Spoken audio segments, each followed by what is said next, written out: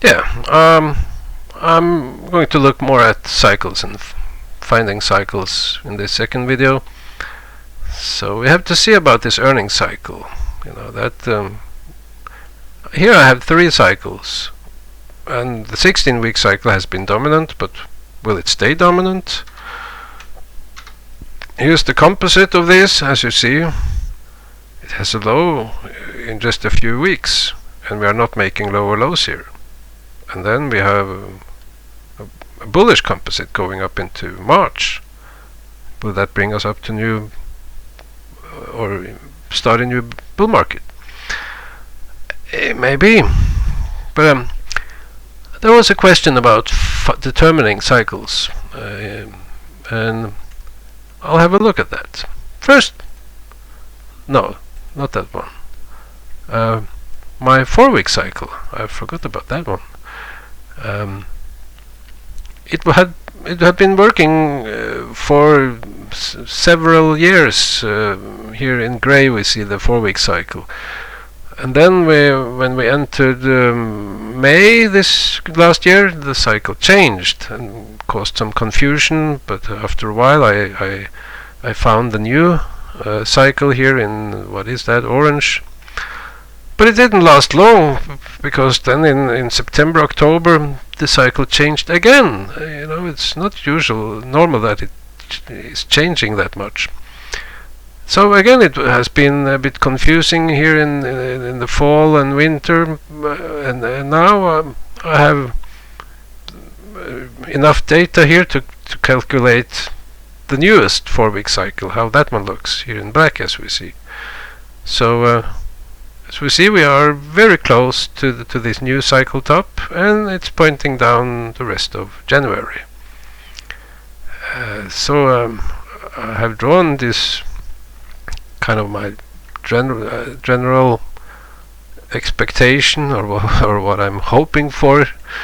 As we see, if we have one offset going back one cycle, we are above the past cycle, so that's a bullish sign.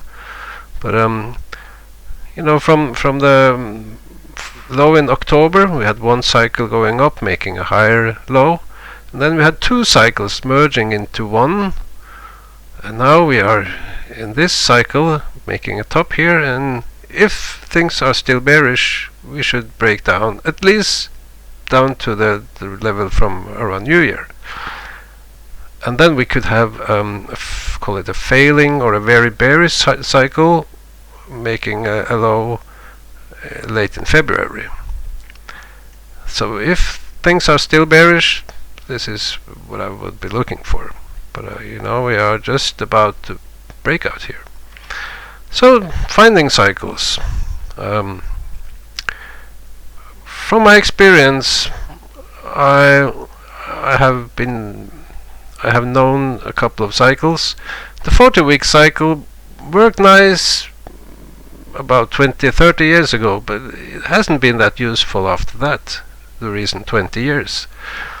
And when I started with the cycles 15 years ago, the 25-week cycle was extremely good, in Norway at least, or for energy stocks. And then after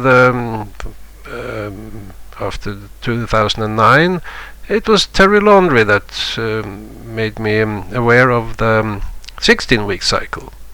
And on my own, I discovered the 4-week cycle. And these are not exact numbers. None of these. Well, the 25-week cycle is, in fact, exactly the cycle that I found. But this one is a bit longer, this one is a bit longer, this one is a bit shorter. But these are cycle lengths that I'm always kind of having in my back head when I'm doing cycle work. So here I made a Fourier spectrum. I used this program that I have downloaded for free on the internet. It's called Past. So I just googled download Past. Actually, I think this is made from a Norwegian as myself.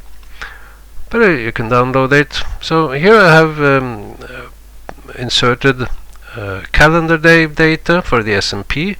So for in the weekends I just put in the same value as for Friday, and I do a spectral analysis, simple periodogram, and I get some output data, and I have inserted this data in this Excel spreadsheet. Oh great, it's auto-saving. So I get two columns, one with frequency and one with power, and then I convert the frequency into period just by inverting it, and I get these cycle lengths for the S&P taken over the period from 2016 until today. And what we see is we have this peak at 240 calendar days. That's interesting. This one I'm not that interested in, but that's very interesting. 240 calendar days. And then we have some lower peaks, so I'm zooming into those. So I'm very interested in this one, and that's the 116 calendar days one. So 116, that's about the 16-week cycle, and 240, that's the double of this one around. So these two could be harmonics. They could be related. And we have this one, interesting, 158 calendar days. That's rather similar to the 25-week cycle, a bit shorter. I wasn't aware of this.